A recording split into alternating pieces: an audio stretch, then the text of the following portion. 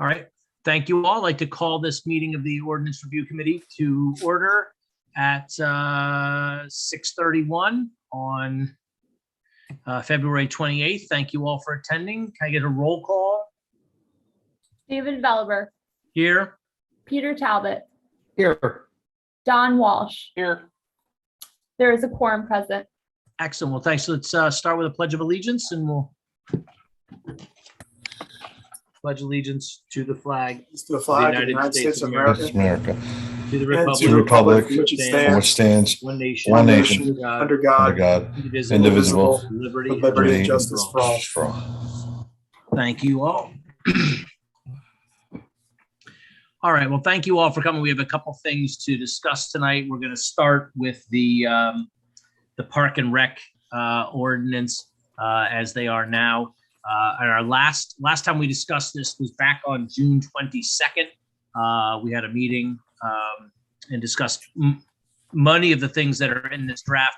I believe that there were going to be some discussions subsequent to that meeting, I think with the committee, the Park and Rec Commission, as well as also potentially public safety. And so want to make sure that I think most of this stuff is pretty clear at this point and pretty up to date and done. And I wanted to sort of just talk to John a little bit about this. I know, John, we had our last meeting, we had some discussions. We went through most of these sections. I think we were good. I think there were still a couple sections that we were talking about are still up there. Maybe have some language on that was, I think, e-bikes. And then also, and I think, did we come to a decision on e-bikes and the language that we're going to use? And also, I think, Jeff, we're also going to, you and I talked, and as a group, I think we all have to discuss this idea of potentially adding some language to section 11-22 regarding cannabis use on park property. That we wanted to make sure that we've already banned smoking on park property. We want to make sure that if we want to recommend to the council as part of this, also banning cannabis use on park property as well, in the language we want to add to that section. So with that, John, I want to maybe talk to you a little bit about this draft, the 622 draft. Are there anything different in it from our last discussion? I don't believe so, David. I thought that we left with e-bikes. I think we were going to leave with the language that right. I was going to say, if we were still okay with the language that was in this draft, right? Correct. Okay.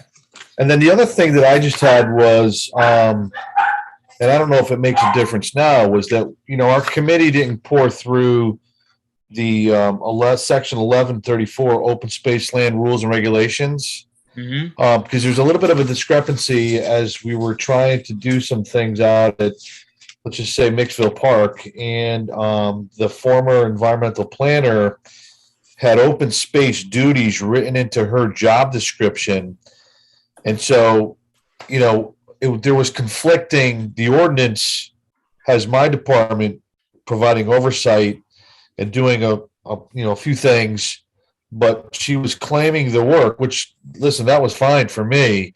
But I just wanted, as we're going through this, I don't know what Sean's plans are for that particular office or anybody, taking over those duties, but you might want to just make that clear. And I'm fine with however you decide anything. Right. So, and right, we're talking about 11-34, the open space land rules and regulations. Correct. Right. So I don't know if that's, go ahead. No, it's just because I know that was discussed a little bit when we talked about,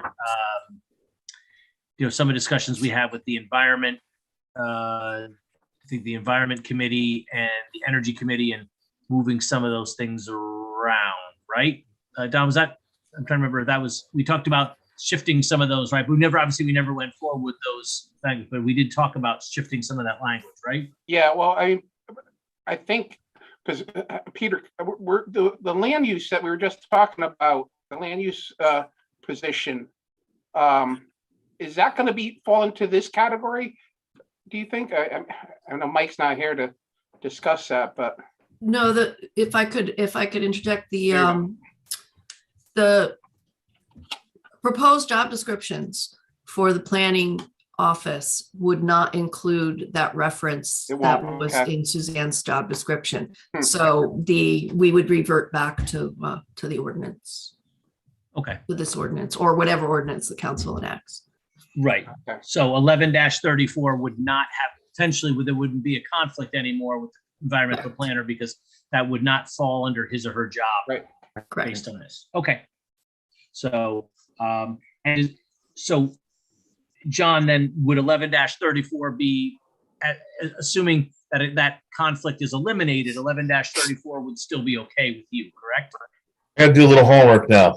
Okay, all right.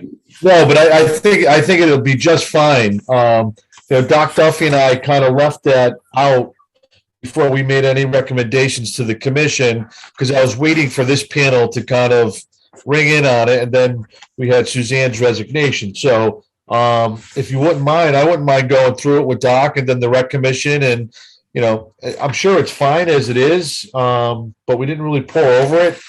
But it is, the last time it was looked at was in 05, so that's almost 17, 18 years ago. So I'd like to kind of dive into it, see if there's anything that needs to be modified. If not, then we could, I could report back to you via email, and away we go. Okay. Not to belabor anything, but No, but I think that's an important thing because this is now sort of shifting and becoming a little bit more, I'm going to be more of a focus on, in the Parks Department, as perhaps maybe it hasn't been as much as it had been up to here. yeah, and I have a lot of experience in Wallingford when I was there working with the Land Trust and the Conservation Commission with programming and special events and just general oversight. I know that a few of my commissioners will be really happy about this. So, yeah, if I could have some time, like within the next couple of weeks, I can get back to you and, maybe perhaps by your next meeting, have something to give to you, if there is anything to give to you. Right. Okay. Excellent. Well, thank you. I think that'll be Sure. helpful.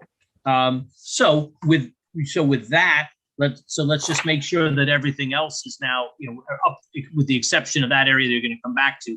At this point, I just want to make sure everything else is good. I mean, we might as well at least hammer out everything else.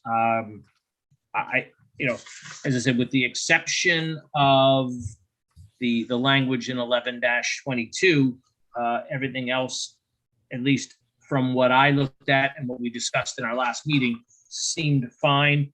I'm just trying to find that section on e-bikes. 1117 17. Thank you. I wanted to C. It wasn't motor vehicles. It's the gotcha. There it is. Yep. Okay. There it is. So bicycles with helper motors are specifically prohibited. And then it's just going to say the Recreation Department reserves the right to restrict use of bicycles with helper motors or similar technology. Correct. All right. We're deleting electronic or battery operated motorcycles are utilized now. So we're getting rid of that. So, okay. And I guess my only question was this, I think I raised it at the last meeting. I just want to make sure, do we want to start with the idea that bicycles with helper motors are specifically prohibited, and then say that they reserves the right to restrict? Well, I guess we're just going to say they're restricted, but they have the right to. How would you, if you're going to reserve the right to restrict the use of bicycles, it seems to me that right now are you restricting them, or are you not currently restricting them, their use on, for example, something like the linear trail? So right now, I mean, we don't have any law enforcement mechanisms. The ordinance is the ordinance. And I know that a lot of this discussion came up from last year's use, that there were, people using them. There was that it was like a bike team that would just go by people like 30 miles, 40 miles an hour. And then when we took this to the commission, we went back and forth and we discussed this with Jeff, and Jeff's recommendation was to leave us with some flexibility, because then there's still that instance where you may get someone that has some mobility challenges that may want to use some sort of a scooter or medical trike or something that, we wanted to be able to allow for something like that. Correct me if I'm wrong, Jeff? That's right. No, and I appreciate that. I want to make sure I understand what this ordinance is, as it's drafted, what it said. Are they in fact specifically prohibited, or that you reserve the right to restrict bicycles with helper motors? So I'm trying to kind of, as I look at those two sentences, or the header of this one, it starts with it's specifically prohibited, but then says reserves the right to restrict use of bicycles. Well, it seems to me that you've already restricted them, because by you're saying they're specifically prohibited. My question is, at what point in time, or how would you advise people can use them? How would you make that distinction between some people can and potentially some people can't? I recognize it's going to be tough to enforce this, but I'm just trying to make sure I understand. If I just read the first sentence, I'm like, oh, I can't use an e-bike on the trail, and then the second sentence says, well, I reserve the right to restrict the use of bicycles. But have you actually restricted them? The first sentence says, yes, you have. The second one implies that you could do it. And I'm just trying to, maybe I'm misreading it. I don't know, but I mean, I look at it as sort of see the first sentence and the second sentence are sort of conflicting. So that first sentence was the original language. Yeah. Right. And I think that we were looking to it was our intent to keep that and then add the blue language, Jeff, your addition there? Yeah, I thought the intent was to replace it with the Recreation Department reserves the right to restrict the use of bicycles with helper motors or similar technology. And that was the new subsection 1117C. Right. Okay. Thank you. And that makes sense, but I know it's highlighted in yellow, but it's not struck. And that's why I was just curious. Yeah. Yep. I think we're good there. Okay. So we're just, so that first sentence is in fact struck. So it will, the 17C will now just say the Recreation Department reserves the right to restrict use of bicycles with helper motors or similar technology. Done. Correct. Okay. Perfect. Thank you. I just wanted to make sure that that was clear on that. So we're going to get rid of both the highlighted yellow and the struck red text. Okay. So with that, and since we're close to it, let's go. Go ahead. There was one other thing that came up recently, two different occasions while we're in here. I'm just looking at the section 1120, number 11 on fires. We've had a few requests, especially this winter at Mixville, when people were sledding and so forth. They wanted to bring their own personal fire pit. Which section are you at? 11-20? Which one? So it's 1120, prohibited uses activities, and then it's number 11, which it starts out with fires, and it states no person shall kindle, build, or maintain a fire except at approved locations. Now, I've already had some discussions with Fire Marshal Mike Kozlowski, and I asked Mike for his interpretation of any statutes or rules or any recommendations. And actually, I'm going to present it at my commission meeting tomorrow to get a feeling from the Rec Commission on, this sort of activity. He's not in favor of it, which, quite frankly, I'm not either, because there's so many different variables of what do you use for an accelerant? Does it get cleaned up? And, is it monitored? What do they have for a fire watch? I think it exposes us to way too many things. But I just wanted to do the due diligence and go through the channels and let it have its due process. I agree. I think when it's time to leave the sledding, what are they going to do? Pick up the fire pit and put it in their truck? It's like, right. Dangerous. Yeah. I mean, that's an interesting, and I think, and I thought I saw it, similar language in 11-34, which is the open space plan. So I'm just been, 11-34I also says no person shall kindle, build, or maintain a fire for any purpose within any open space land unless permits have been obtained from the steward and the fire marshal. So, so that's something, I mean, I assume we'd have the same conversation Yeah, with that, with open space property as well as parkland, as well, and determine maybe, who knows, maybe it's easier, manageable on parkland, but not open space, or vice versa.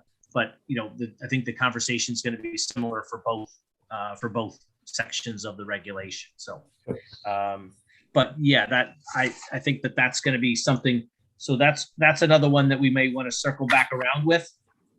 okay, Right, because we're not only we're going to pick it up on that one, but also under you're going to want to bring that up as well with the commission. So yes,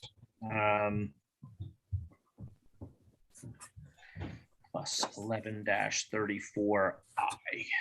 Okay, but I think that's a good point. I mean, I understand that they want to stay warm, but sure. yeah, that's a difficult thing to have going, and then, let's leave it for the next person or whatever is happening. It just gets left there. And last thing we want to have happen is that someone then doesn't take responsibility for it.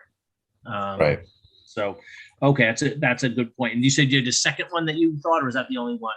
No, that was the only one, that we hadn't already addressed, or that just recently came up. There were two occasions recently that this came up. Got it. No, then that makes a lot of sense. So thank you. And then, so then that brings me to 11-22C, which is the language regarding currently that says, tobacco products limited. No person shall use any smoke products, including but limited to smoking cigarettes, smoking cigars, smoking pipes, e-cigarettes, chewing tobacco, or substances in any park, except that the use of such products shall be permitted within areas designated in such parks for the parking of motor vehicles. And so I think, Jeff, I went back. I found an email that you and I had back in June about possibly adding some language there, and that was, that seems to be the best vehicle to add language regarding the prohibition on cannabis. And so I guess my question is, did you have any specific thoughts on how this would just be incorporated?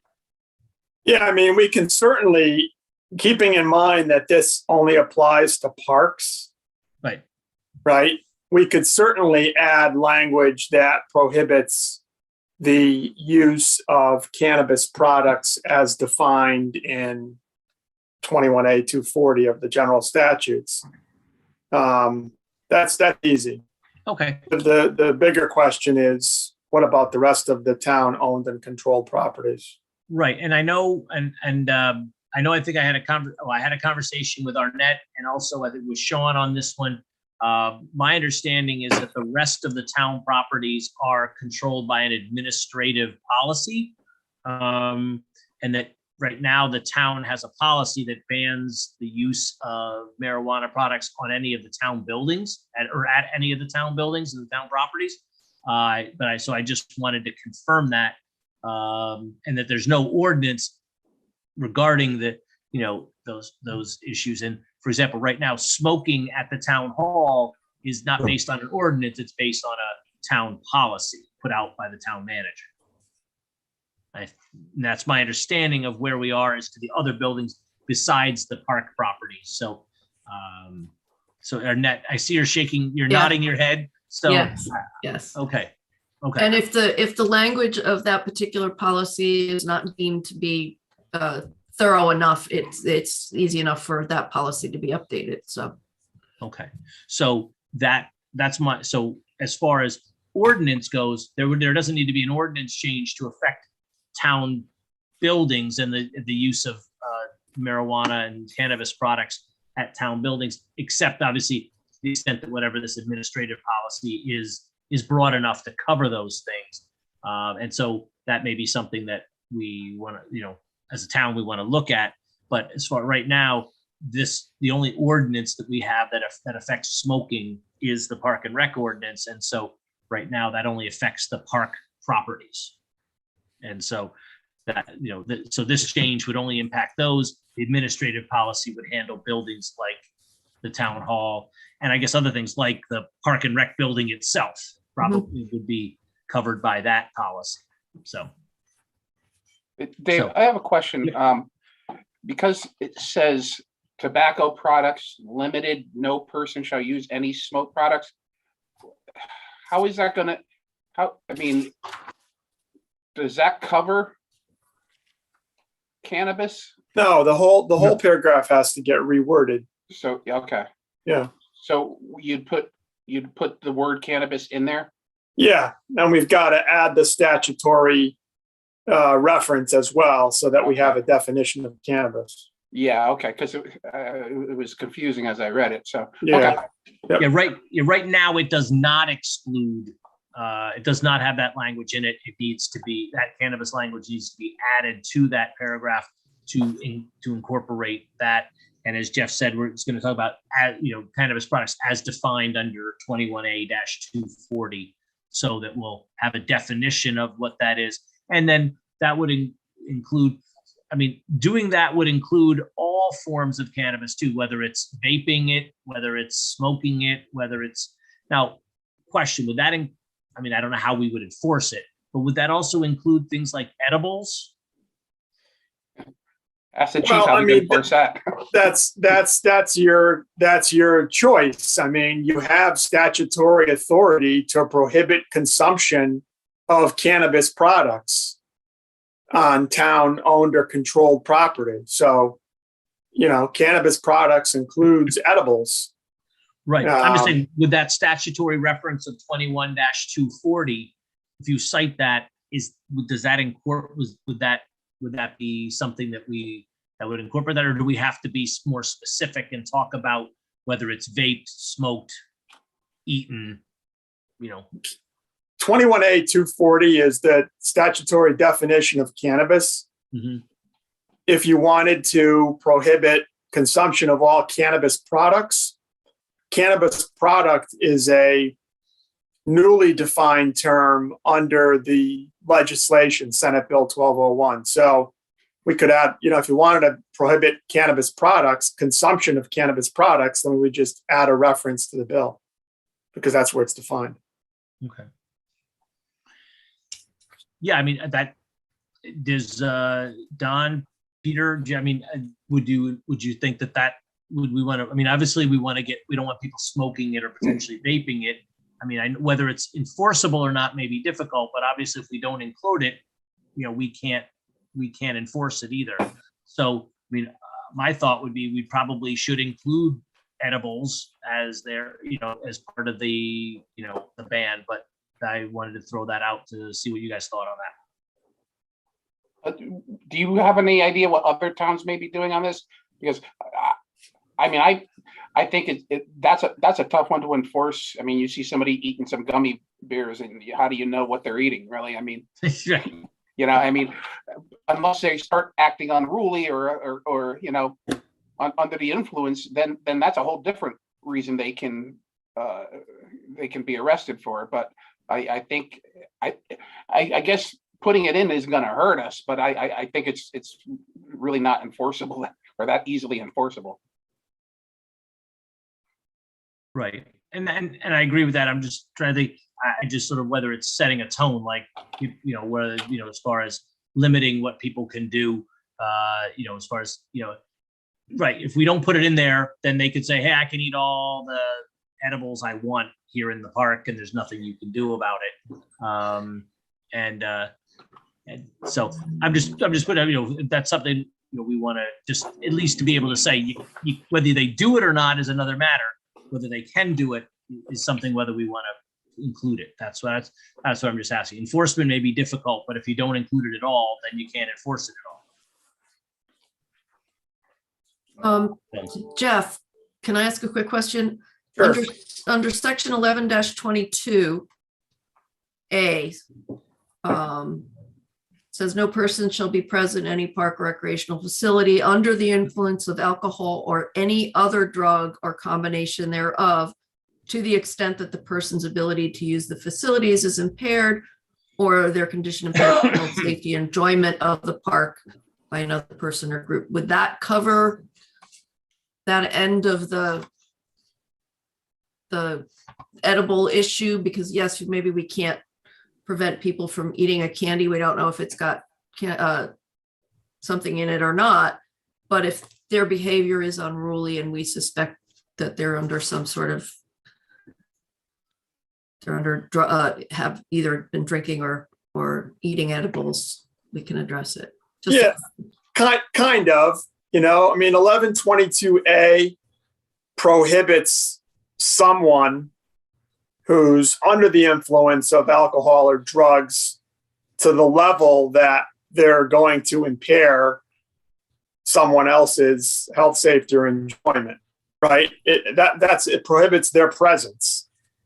So, to me, the more subjective you make it, the more difficult it is to enforce it. So the easiest thing in the world, in terms of what other towns are doing, they're passing ordinances that just simply prohibit consumption, because that's what the statute says you can do. If you wanted to just limit it to vaping, smoking, electronic delivery systems, you could do that if that's what you're concerned about. I mean, I don't see any harm if you're gonna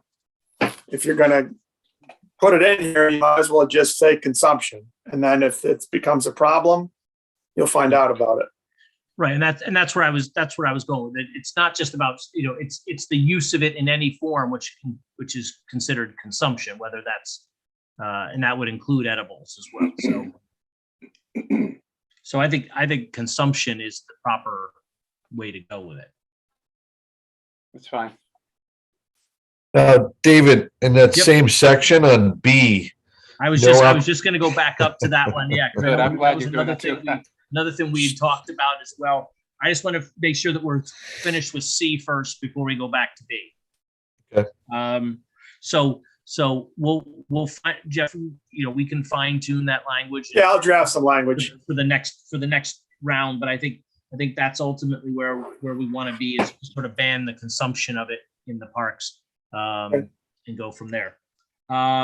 Okay. Any other thoughts on C before we can jump back up to B? Okay.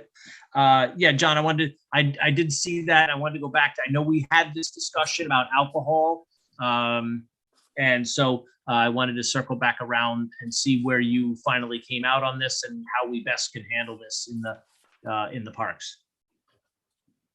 Well, you have one where you have the summer concert series where people are bringing it out there and it's in the open, and now it becomes one of those difficult, can you put that away, or you're not supposed to have it, or does it become a police matter at that point to enforce it? And, in the spirit of everything, where do we want to go? The ordinance says not to have it, but yet it's kind of condoned or accepted practice, past practice. But if something were to happen, and someone could tie the event and staff there that didn't say anything or do anything, where does that fall for us? And should we just be totally discontinuing it? And then the other side of that is I just feel uncomfortable issuing permits to people by the ordinance. We have a certificate of insurance in case something happens, but Jeff could give you the scenarios of some of the discussions we've had and maybe what his recommendation is. But I know that's always, it's always a tough subject because of annual functions, and people don't mind getting that certificate of insurance and giving it to us.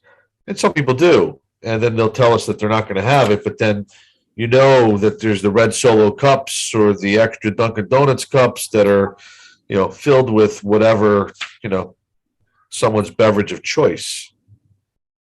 So I was hoping to get some clear guidance on this at some point, or a direction. Yeah, I mean, and I get that. And, so the draft right now obviously says, except that the director may, in his discretion, but not be required to issue a permit for the consumption of beer in cans or kegs, or wine in paper containers only. So that's the part you're concerned about too. Is right now it's going from you can't do it, so you can do it, but at the discretion of you, as the director could issue in your discretion the ability for people to do that. Correct. And so you're saying you'd rather not do that? I'd rather just make the parks dry, to be honest with you. But I know that that could be a difficult decision, I guess, because of all the different things that have been allowed to occur in the past. Right, but aren't they currently? I mean, the regulations, the ordinance says as now, and then notwithstanding what people do, but the ordinance as it is now is that the parks are dry. Now, that's not to say that people don't bring alcohol in, but it's not with the direction of the Park and Rec Department or at the discretion of the Park and Rec Department, correct? So people, by the ordinance, people can make a request to have beer and wine at their function, as long as they provided the town with a certificate of insurance that has a very specific alcohol rider. Oh, okay. So we allow it for Fall Fest. That's a big money maker, and True, yeah. there's a lot of casual recreational drinking going on at the concerts. There are probably at least a half dozen to a dozen private functions at different parks when they reserve the pavilions that were receiving this. You mean like Mixville or other places? Correct. And then also the youth center too. Yeah, I would think it'd be difficult to ban it, because next thing you know, the police will be having to walk through at these summer concerts and what are they going to start confiscating or ticketing? I think that's going to be a tough thing to do. I know in the perfect world, we want to try to limit our liability on this, but I don't know, I mean, we haven't had any issues that I know of at any of the summer concerts, at least. I do know that, having run fundraisers where alcohol is served, besides getting a permit from you, if they're selling tickets or whatever to it, they need a state permit as well. And that's something that you guys should be checking into. If it is a fundraiser of some sort where there is alcohol involved, they need to make sure that they have the state issued liquor licenses as well, because that could be an issue as well. But I personally think it would be difficult to enforce, and I think people like going to the concerts to have some wine or beer or whatever they're drinking.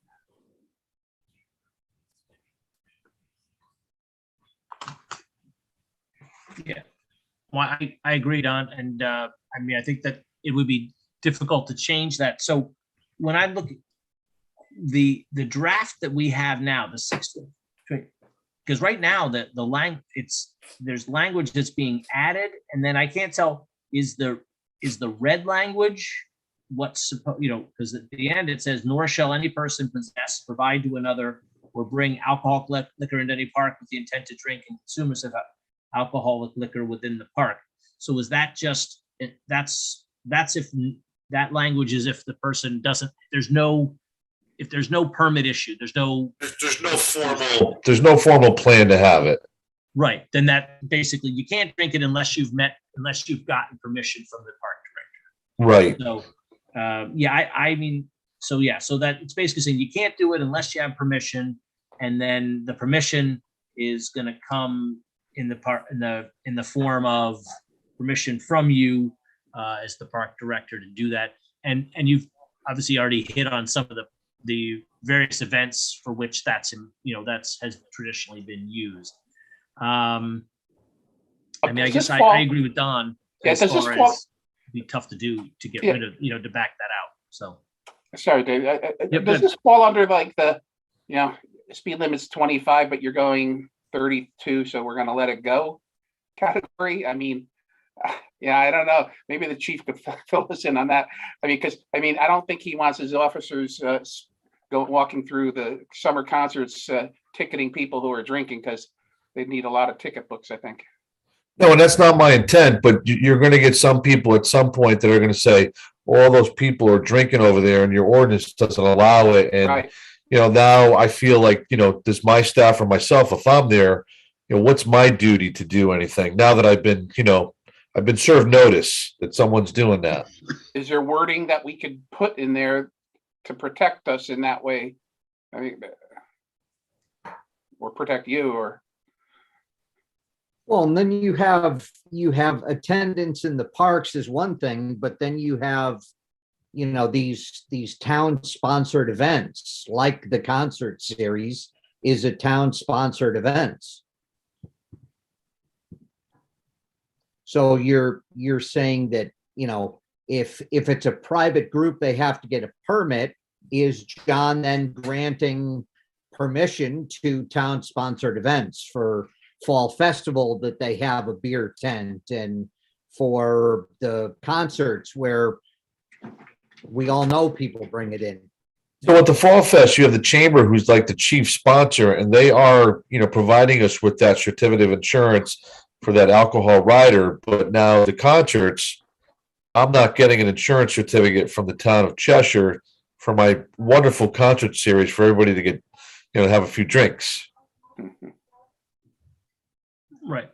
But to me, I think that's a good point. I think the issue would be that although it's a town sponsored event on town property, so I guess to some degree, maybe Jeff, I assume we're not the only town that has these concert series and other things that happen on town property.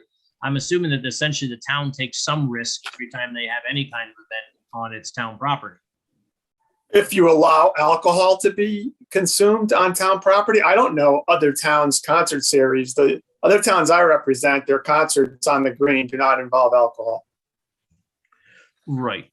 Wallingford went dry in like 1993 when all those bars and restaurants were being sued for serving those people, and then having a tragedy at the end of the night.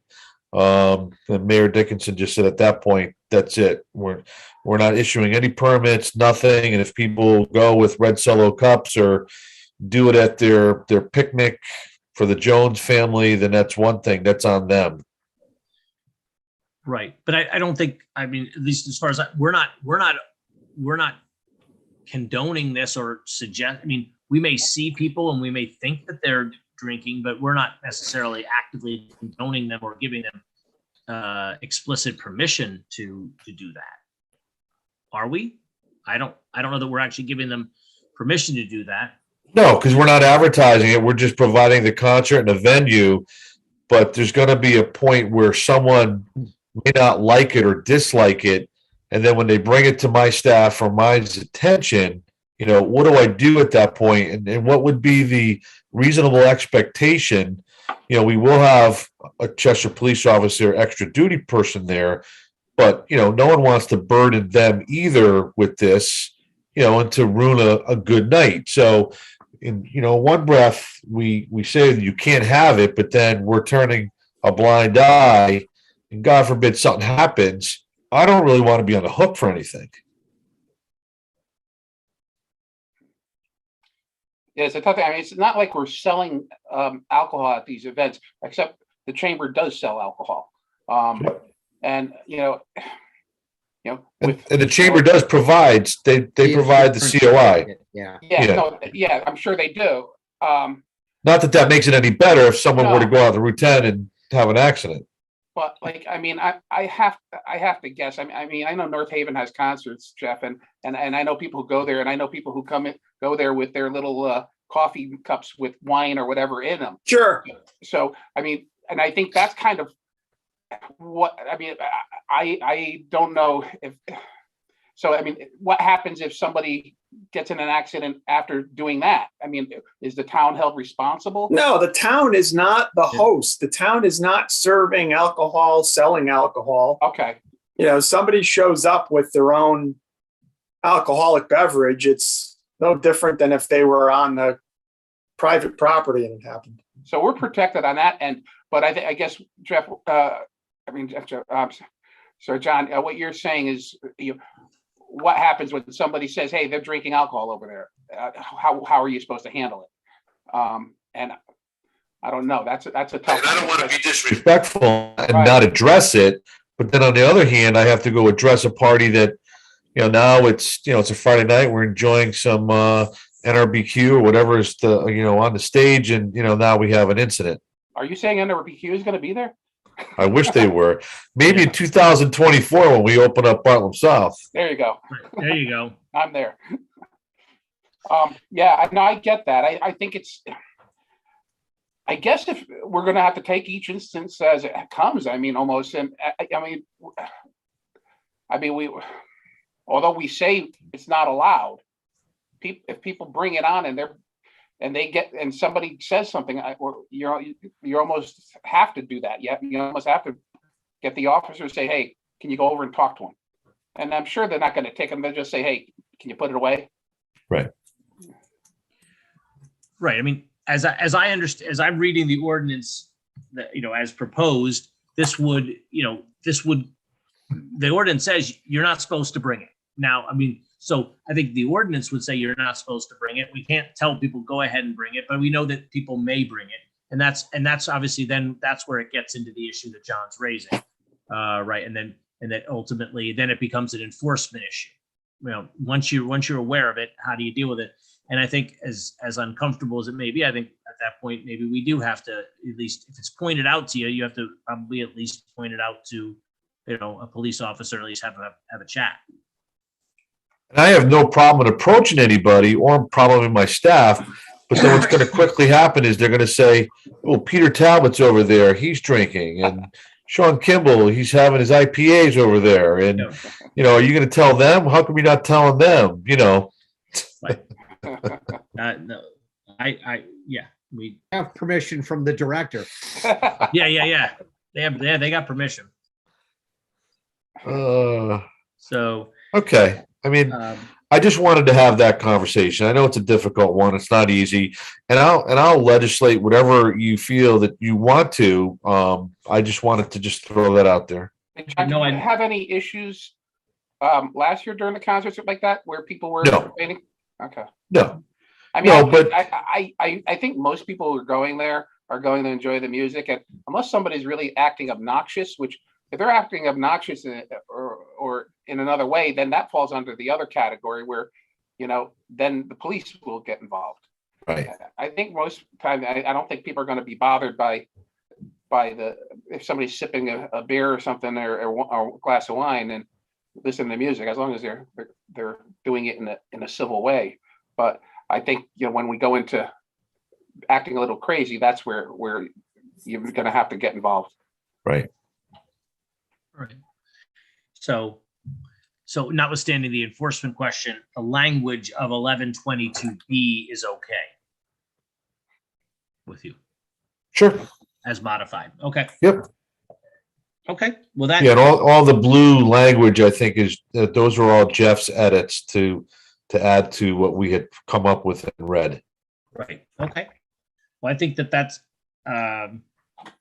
obviously the bigger issue, the only other thing I noticed is in 11-25 power to enforce chapter, there was Jeff had included a note that says the town police department shall have the power and authority to enforce all sections contained in this chapter. And his question was director and or his or her designee. So Jeff, did we need to add something there? Well, that was a discussion point, Right. right, John, that we talked about whether or not we wanted to add the director, the town police department, and the director or his designee shall have the power and authority to enforce. Okay. John, did you want to get involved in that, or did you want to just leave it with the police department? No, I don't have a badge, so I would prefer that Neil's folks take care of it. So. Okay. All right. All right. I think we've covered I think we've hit everything on this one that we're at this point, up until what you're going to be addressing with the open space in Yes. section 11-34. So, obviously we could, so that leaves us with a modified language to be modified for 11-22C to include consumables for the cannabis products, and then the sections on 11-34 and open space. So Roger. anything else on this one? Don, Peter, any other thoughts on this one? Oh, All right, well, good. Okay, well, I mean, obviously we'll have another shot at this one, you know, when John, will you come back with your thoughts on the rest of it? And then hopefully with that, we've got everything else basically with, except that one paragraph, everything else done. We can address whatever we want to do on the open space, and then hopefully get this finalized and moved on to the council to get these things finally adopted. Yeah, perfect. We'll move on it as quick as I can. Okay, thank you. All right. All right, with that, we will move on to discussion of the proposed hawkers and peddlers ordinance. Chief, thank you for joining us. And John, obviously you're welcome to stay if you're wanting to hang out for another meeting.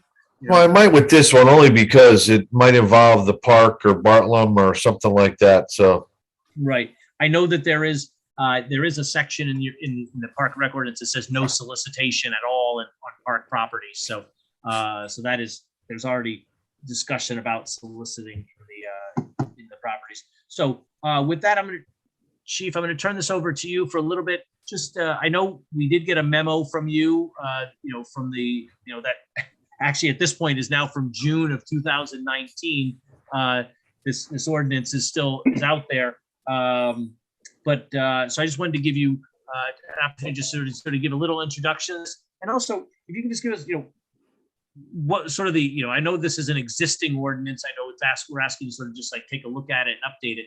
But I guess has this been an issue?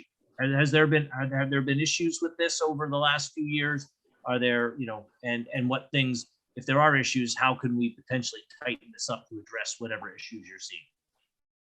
So I guess it depends on how you define issue. There's been potential issues. Let me put it that way. So there's two things with this ordinance, and although my most recent memo goes back to 2019, I have memos that go to my my predecessor back in 2009, I believe, when this became an issue. So there's two main things. The first and foremost, and the most important, and probably the most concerning for the town, is that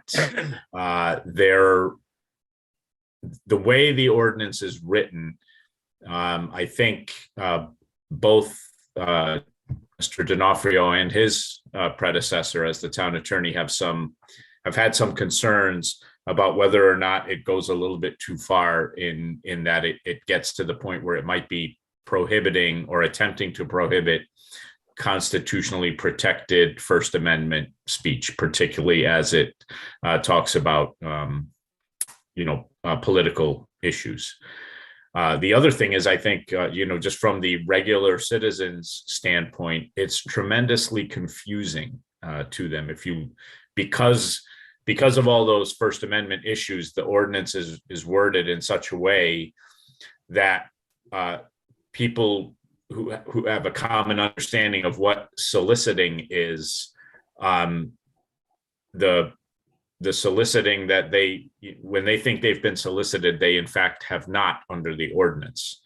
Particularly it prohibits, or it allows anything up to the point where somebody is asking for payment in full for their good or service at the time that they are knocking at your door.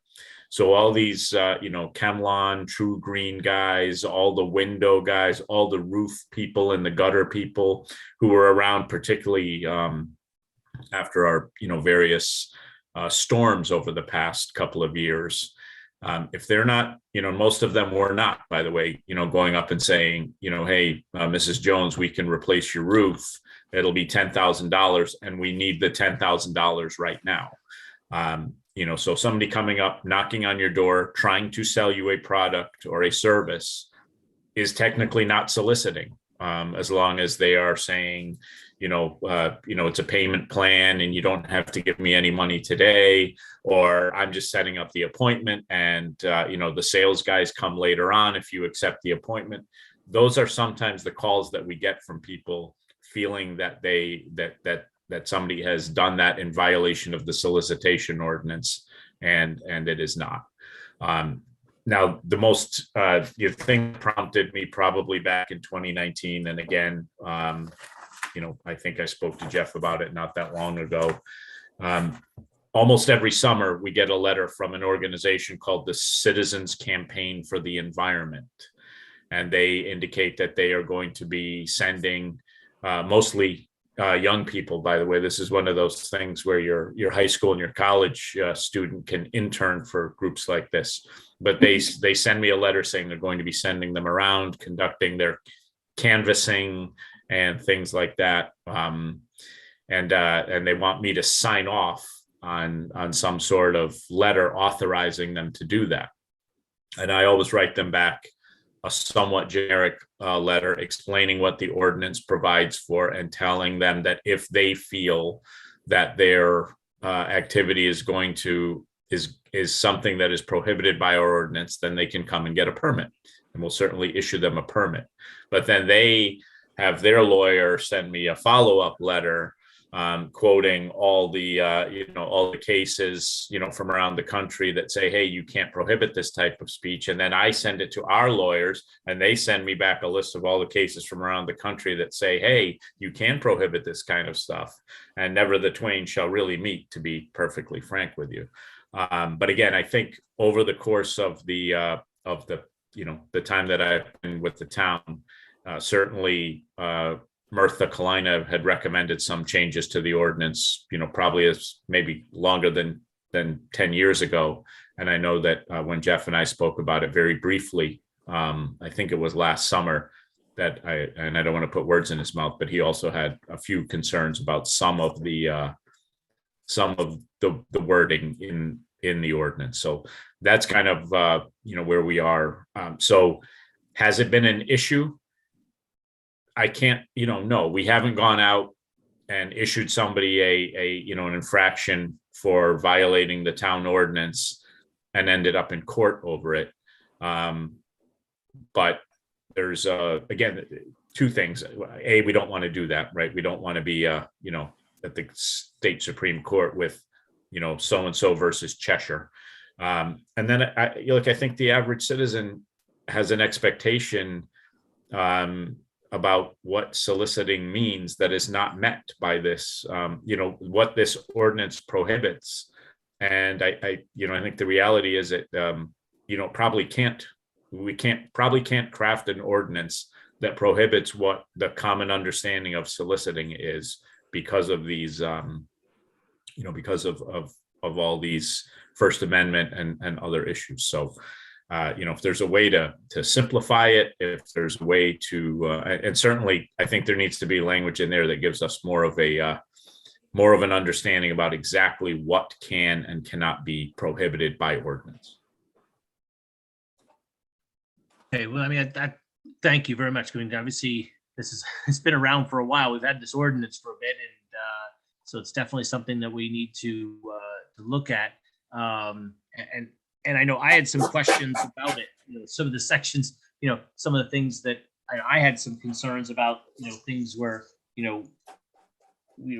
what might be, what might be. And when I read this, I actually had some issues. Like, okay, seems to me like Girl Scout cookies would fall into this category, because they're going door to door. They're asking you to buy cookies, and they generally want the money up front. So that, something like that, or some of these high school, school related things, like the high school goes around, they sell these discount cards, for $20 you get a local discount card. But they're looking, they're going door to door and they're selling something. And, so, I mean, I was just curious, as I read it, some of these things might fall into those categories as well. So I don't know how, that's something that I had some concerns about, as to how we either carve them out or make sure that, that those things aren't necessarily prohibited. So obviously we're not going to get convinced, get these activities to get permits and for hundreds of potential people going door to door for various organizations. So, right. So that is my thought. Jeff, obviously you've had a chance to look at this as well. As Chief Drife had said, are there, is this something that you think that, we need to make major changes on, small changes on, or, obviously we can sit down and hammer some of these things out, but I'm just curious if you think that there are some wholesale changes, minor changes. Is this a big issue, a smaller issue? How do you?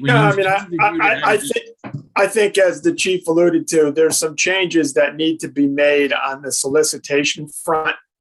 I don't think they're major changes in terms of quantity of revisions as much as they are major to comply with the state of the law in 2022. We've had some, federal, including U.S. Supreme Court decisions over the last 20 years that cause this ordinance, when it comes to solicitation provisions, to be a little bit lacking.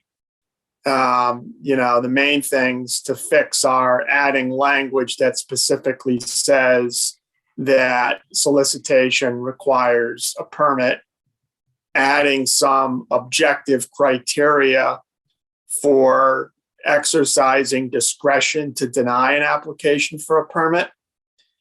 And then, we've got that application fee, taking a look at whether or not that fee represents internal overhead in processing applications, because courts don't like fees that aren't reasonably calculated to defray administrative costs. So really, those are the three main areas where the ordinance needs work. Okay. Don, Peter, any questions you guys have on this? Now, other than having Jeff maybe come up with some alternate language, in taking a look at this when we got the packet, it is very lengthy and very unwieldy. So maybe there's something that, Jeff can come up with, or, has done in other municipalities that's a little cleaner and easier than this, that'll also satisfy what Neil wants to do. Yep, absolutely. Yeah, and I agree. Because like the chief said, I mean, the true definition of solicitor is meaning payment up front. And I think people have to understand, if they are actually being solicited or not. And it needs to be pretty clear in there. So. Right. And I think one of the things, just in reading this, my question, for example, sometimes you'll see people, and there's some discussion of it in here, about if someone has a no soliciting sign on their door, like on their front door, what does that, what does that cover? Does it only cover people who are, quote, soliciting, or is it, does that, so that's one of the questions I had when reading this, is that, what people think of, and this goes to the chief's comment, what people think of as soliciting is not what's actually defined here. I think most people would believe that soliciting is the person who comes to your door and and is promoting a service, for a fee, but maybe not necessarily that fee has to be paid up front. But if it's still a fee that has still a service that has a fee associated with it, they're still coming to your door and asking for it. And I think Don, Don and Peter, we're obviously the last thing we want is have anything that talks about political, from a candidate from a door-to-door perspective. But obviously that would not, there's no point here that what? I'd welcome that. Yes. Sorry, I can't go door to door. There's an ordinance that says I can't go door to door. No solicitation sign never stopped me. Yeah, right, perfect. So I think obviously that's we want to that's not what that's also not in the definition, which is I think we obviously have something we'd have to make sure it wouldn't be constrained or construed as including that. But I assume that the language that Jeff has will deal with that, because even this talks about political stuff as well. So right. I think we need something a little bit cleaner that that takes care of what the chief is dealing with or has seen over the years, and give him something that the ordinance he can actually point to the ordinance rather than, Right. give them And obviously- Supreme Court decisions. Right. And right. I think like all good court cases, there's always another court case that says you can do something completely different. So we got to make sure that we do right. We want to at least this, because of those considerations, we need to make sure that whatever our ordinance is up to date and in compliance with what we have, so that it is, if it ever comes to the point that it needs to be enforced, it can be enforced, and that you have something that is enforceable. So that's something, hopefully, Jeff, with not too many, whatever needs to be changed, we can work on it, but hopefully it doesn't sound like it's too big a deal to make those changes to be in compliance with what you think it needs to be. Yeah, let me take a crack at it. Yeah, and I'd like to try to set a deadline for this, because I mean, if the chief's saying this goes back 10 years even, I think we owe it to them to just get it done and get it to the council so that we can have something. I don't think we should prolong this too much longer. Nope. Well, and as with the case with a lot of these, this one, goes back to 96. So it's long overdue that we took a look at some of these, to Dave's point that, there's a new court case every day that changes things. So we should be visiting these things on a fairly regular basis, just to make sure they're passing the test. Right. And definitely, as I said, when and if these things, thankfully, we haven't had to go after, we haven't had to really, utilize it too heavily. But if we do, we need to be in a position that we feel comfortable that it's something that we can do. So, all right. Again, I understand certainly the legal aspects of it, and I think those are the most important. But I also think there is a perspective of, there's so many exemptions in there that the average citizen who thinks that the town has an ordinance that will stop people from coming and knocking at their door and asking them to buy things, really their expectation of what the town ordinance does and what the town ordinance actually does is very different. Now, that just might be a matter of, public education, as far as that, but those are the majority of the calls that we get. And again, look, I don't want to overstate the issues. It's not like every day people are calling, but when it gets into the spring and the True Green guys come, and it's a reputable company, they always come in, they know that they're not soliciting. So they always come to the police department. They provide us with their names. They tell the dispatchers what neighborhood they're going to be in. When Mrs. Jones calls and says, somebody was just knocking at my door, the dispatcher is able to say, oh, we have, the True Green told us that they were going to be in that neighborhood today. I think that's probably what it is. But again, the perception of the citizen, the resident, is that they shouldn't be doing that. Not that it's okay that they do it once they come to the police department and tell us that's what they're going to be doing. And then that's where the second part of the explanation comes in. Well, they're not asking you to pay for that service up front. That's usually when it has to get transferred to a supervisor or to my office. So again, and there may not be anything that we can do about that. Sometimes the statutes and the ordinances are complicated and there's exemptions in them for good reason. But if there was any way to do that, that part would, I think, go a long way for the residents who again, I think they believe that because the town has an ordinance that regulates this, that it means that people can't come knock on their door and try to sell them things For anything, right? Yeah, anything at all, ever, basically. And and again, But they do have to be registered, though. They do have to register with the police department, correct? Only if they're a solicitor. If they're soliciting, Also, but a lot yeah. of the behavior that they're doing is They're not not doesn't mean soliciting. that it's But True Green doesn't David's even have point. to come to you. Right. True Green doesn't even have to come to you then. Right. They do it as a courtesy because they get tired of the cops coming out to check on them because Right. somebody called to complain. But it's back to David's point about if you put a sign up that says no soliciting, and technically you're not soliciting under the ordinance. I know if somebody drives that sign into the dirt next to their mailbox, they really don't expect people to be coming. My advice to people is, well, get a no trespassing sign. And, then if it becomes an issue, then, but again, that's, somebody's going to get a ticket for simple trespass or something like that. And again, we're not doing this all the time. As a matter of fact, I don't know that we've ever done it because we're able to resolve it and the officers are pretty good about using their discretion. The thing that worries me is these organizations that sometimes contact us and tell us that they're going to be out there because sometimes I think they might enjoy the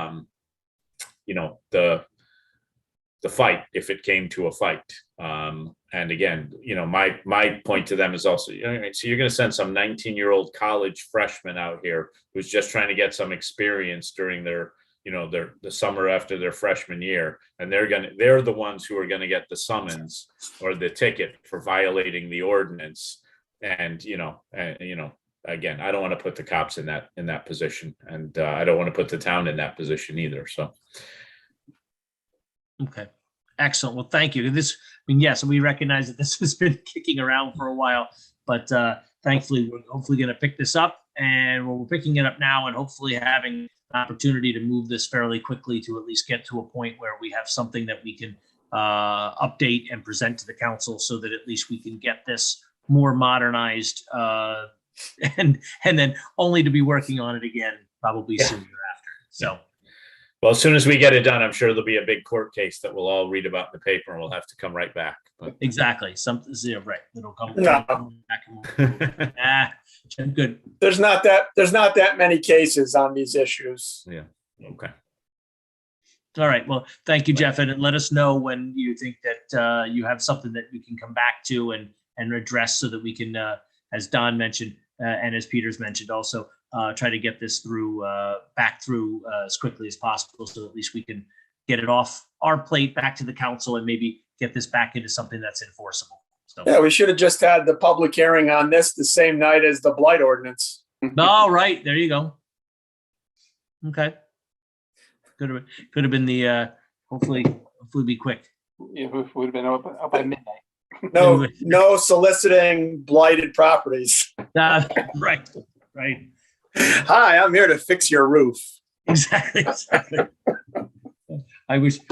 Unfortunately, I wish some of the people who had those properties would actually take them up on the offer. Yeah. So that would be helpful. Okay. Well, thank you, Chief and Jeff, on that one. And so we will sort of circle back around with this hopefully fairly quickly to get this one moving.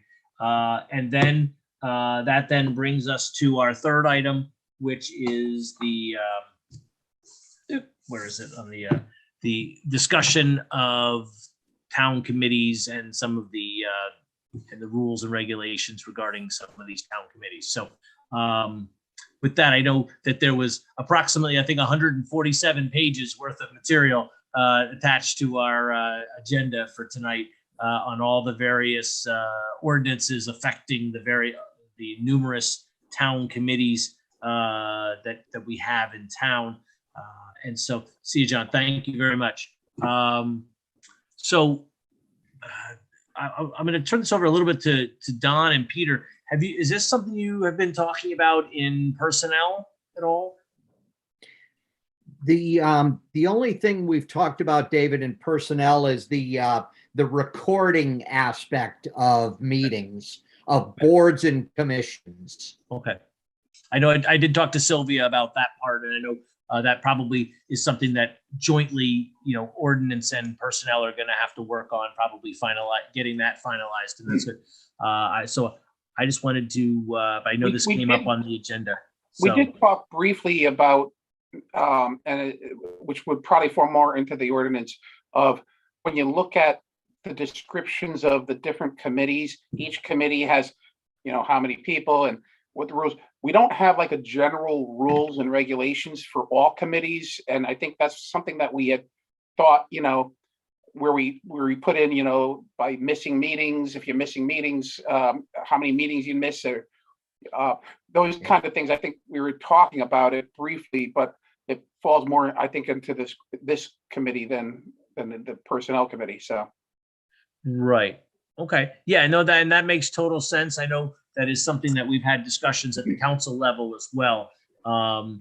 Because, one of the things that, when you look at this and there's 150 something pages, of attached materials, which is all about the various, bylaws and regulations regarding the various boards and commissions in town. They're all worded differently and they all have different, requirements and different rules. And so I want to, I guess ultimately the issue is, do we want to sort of create an overarching ordinance that sort of sets out certain guidelines on various, that covers all the boards and commissions. It says, here's the things that you have to do. Here are the requirements. And that's something that I want to bring up because obviously this was put on the agenda to at least have this discussion, I think, as far as how we're going to address those things. I mean, I can't imagine that we really want to sit down and amend all all those, for all the various boards and commissions. But I wonder if we want to if we want to look at the idea of having an overarching ordinance that outlines certain factors that are going to apply to all the boards and commissions. Well, I think it's important that, that we have a uniform rules and regulations for all the committees, as to attendance, as to how to run the meeting, as to recording the meeting. Those are all kind of standard things for all committees. And we don't have that per se in the ordinance. I think each committee has its own, saying what they have to do and everything. And I think going back to what Peter was saying, the recording aspect of it needs to be addressed as well, how we're going to handle that. And that should all be put into this one group of, overall rules and regulations for committees, I think. David, just for information, Charter Section 3-5G states that the council may, by ordinance or resolution, establish rules of procedure for any board, commission, or office it fills by appointment. Right. So that's right. And that would be it, because right now all the boards and commissions run by their own bylaws. They all have their own bylaws as to how they are. And so what we would, if we were interested, we could put together an overarching ordinance like what you're talking under that section, which would sort of be an overlay for all the other boards as far as to how they're going to, be conducted, how they're going to be formed, how they're, as Don mentioned, attendance, and that's also something that we've talked about as far as the various recording and clerk functions of the various boards and commissions and how those clerks would work. So, and create an overarching, I guess, what would we talk recording? I forgot, what did we say? Sort of like a recording policy for, so I know we did come up with a little bit of a recording policy for how various things could be recorded, but not the rules and regulations as to how the clerk takes certain things and how they handle those things, like we have with, various boards and commissions, or with Maryland now, but other boards, each of these clerks sort of acts differently. Each clerk for different committees handles things differently than, as they go from commission to commission. So we try to create a uniform policy for minute taking and other recordings as well. So that's obviously something that I know that personnel has been taking up recently as well, specifically on the clerk and committees. But this other thing would be in addition to that, and we could roll them together into one sort of ordinance to cover those, all the management and recordings and of the various boards and commissions. But is that something that we'd have to come up with and put together? So I think we have to come up with something where basic rules of each committee, and that I don't think it's that difficult. It's not. And then come up with an attendance policy, come up with a recording policy, and basically maybe a policy on how the chairman is, they're supposed to set up the agenda, how they're supposed to do that kind of stuff as well. I don't think you need a lot of items in this. I think it's just bullet points of, some of the major things that we want to oversee for all committees. And then each committee has their own bylaws. Right. But I mean, some of these things, and obviously I must admit, I didn't read all 150 pages of the various bylaws. But the question is, obviously, some of whatever we do may overlap or supersede some of the bylaws that some of these commissions may have. So, right. So, all right, that's something we can definitely put together and work on to put that together. Absolutely. I mean, these are all committees of the council anyway. So, I mean, they should all have pretty much the same standard rules for the basic rules. They haven't had it for 40 years. So, right. So we've got to, but, obviously, as far as, trying to maintain, some uniformity among them, I think if that's something we're concerned about, then that we would have to put together some guidelines as far as what we think is a uniform procedures for the various boards and commissions to follow, so that at least everybody's on the same starting page as far as what they're doing, how they're doing it, and how they're reporting it. Can I just ask one quick? I don't know, Arna, if you had happened to look, because somebody had thought that there was somewhere in the ordinance about attendance. Did you ever see anything about attendance at any of these meetings? Some of them, there are a couple, and I can't remember which one off the top of my head that actually mention it. The bylaws though, right? The bylaws and rules of procedure are essentially the same thing here. Okay. We use them interchangeably. Some might not. I see. This is where I think we need to have some kind of universal rule about it, but because it is difficult to run meetings if you can't get a quorum together. If you don't have people, yeah. Right. Right. Yeah, and obviously the bylaws will be it's superseded by an ordinance. So You can also do it by resolution. Oh, good. Yeah, but I think that's possible. But to put the resolution together, that's going to have the same level of detail. You might as well create it as an ordinance and then have it make it more permanent and more inclusive, because ultimately then obviously if it's a resolution, that's one thing.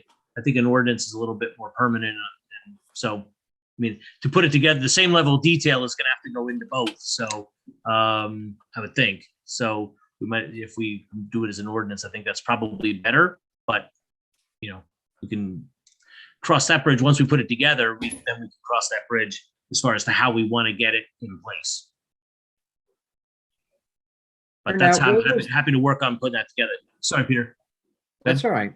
Arnett, what was the charter that you Section 3-5 G is in good. Okay, thank you. Just, it's funny, the way it reads, I was noticing it says any, actually, do you have it right there again? I do. Would you Yeah, read it says, the council may, by ordinance or resolution, establish rules of procedure for any board, commission, or office it fills by appointment. Jeff, how would that apply to, in other words, the chief elected official in each municipality appoints members to statutory boards or commissions? Right. So in other words, we can't dictate the policy of a statutory group, though. If it's appointed, you can. What if it's just part of the membership? What do you mean part of the membership? In other words, one of the bylaws that's included in our packet was for the Cable TV Advisory Council. And that is members appointed by the chief elected official in Cheshire, as well as Meriden and Southington. Well, you don't have exclusive jurisdiction over the appointment of that agency, so you wouldn't be able to dictate their rules of procedure to them. Okay. But if it's a Cheshire-only appointed board or commission, Right. then the council can, by ordinance or resolution, establish rules. Okay. So your historic, well, like youth and human services or beautification. Yeah, the ones that are made up just in town, yeah. Yeah, And those those are are, boards and commissions. right. Exactly. So, Yep. okay. So we can take a shot at that. Obviously we can work on putting that together. Don, I don't think it'll be too, I don't think it has to be necessarily too onerous to be, because they've already got their regulations and they've already got their bylaws. So we're really sort of creating an overarching template, like to the extent that, we want these 3 or 4 things covered uniformly, then those are the things that we're going to do. To the extent not superseded by by the ordinance, your bylaws still control. So. Right, and it's for the ones, that don't have things like about the attendance and stuff, but I think we know, like I said, we ought to be uniform on it, and I think doing that, it would be the best way to do it.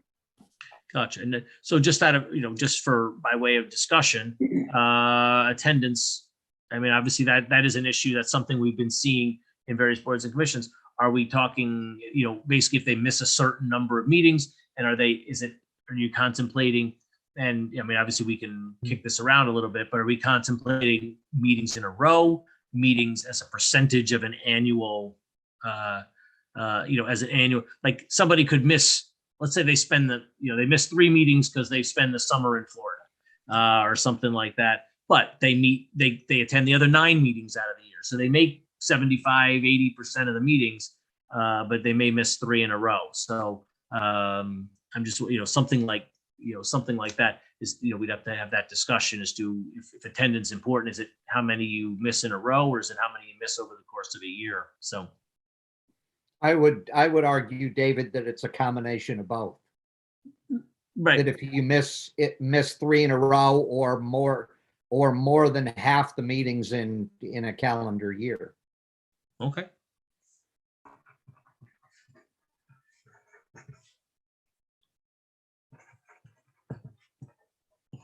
Because I think both of them impact on the ability to have quorums.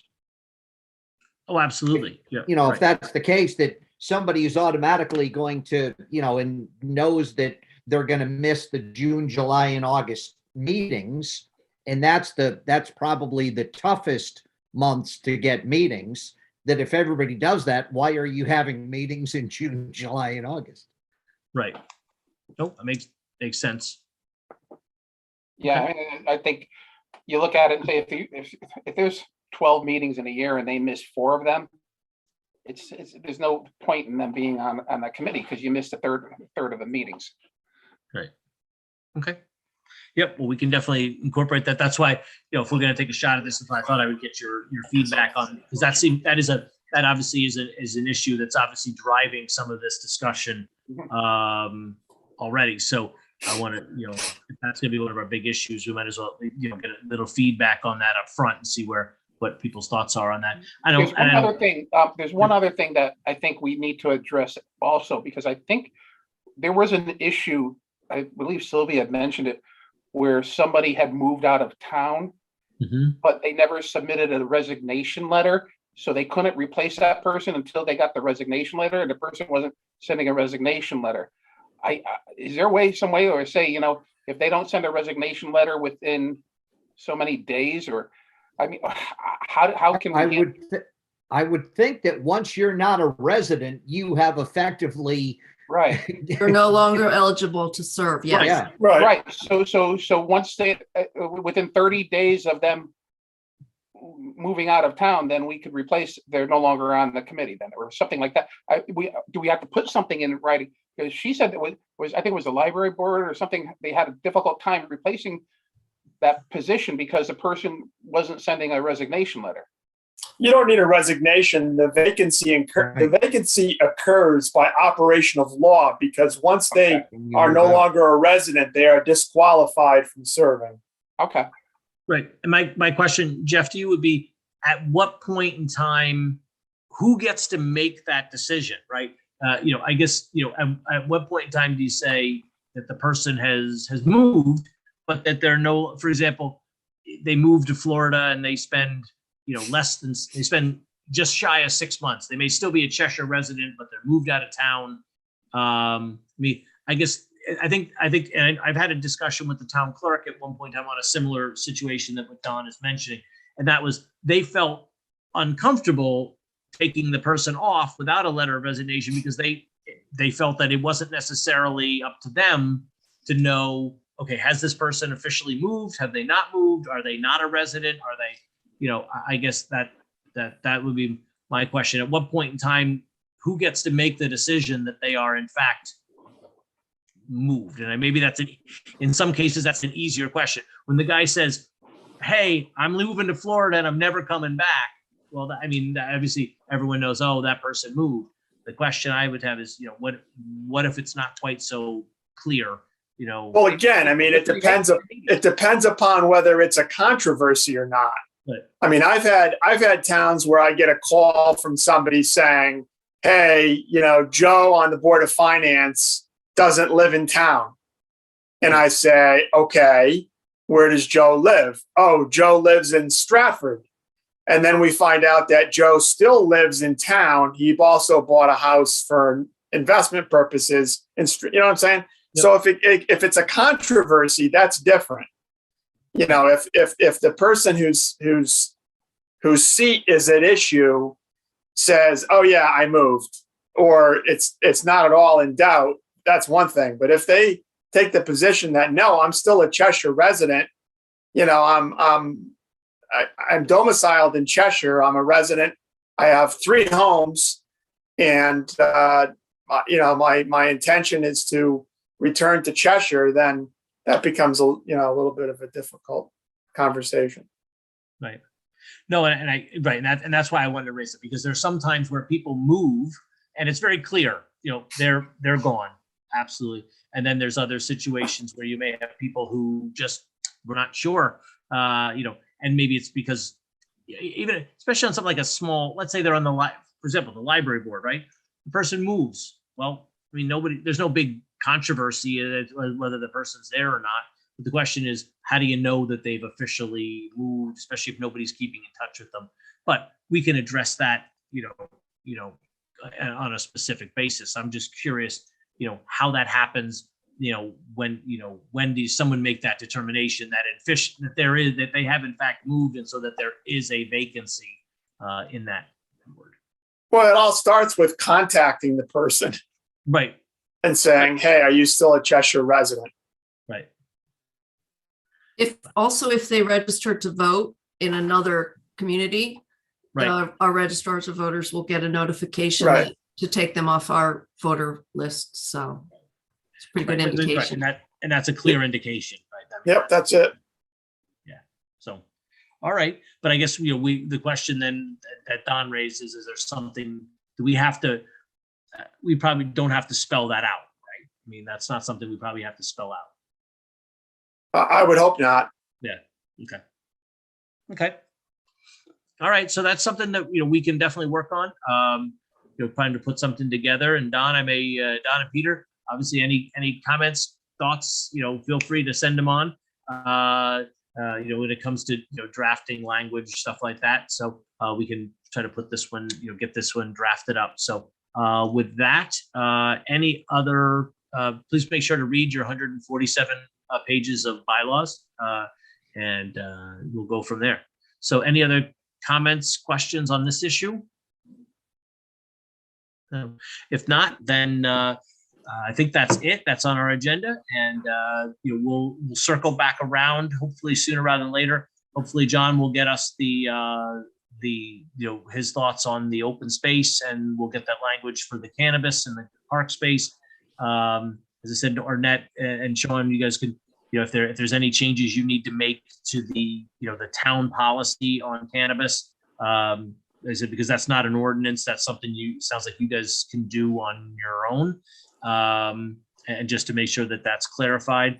And then we can, when the hawkers and peddlers revisions, let us know, Jeff, we can take that back up and get that hopefully finalized and get some headway on our list of ordinances to get forward back up to the council.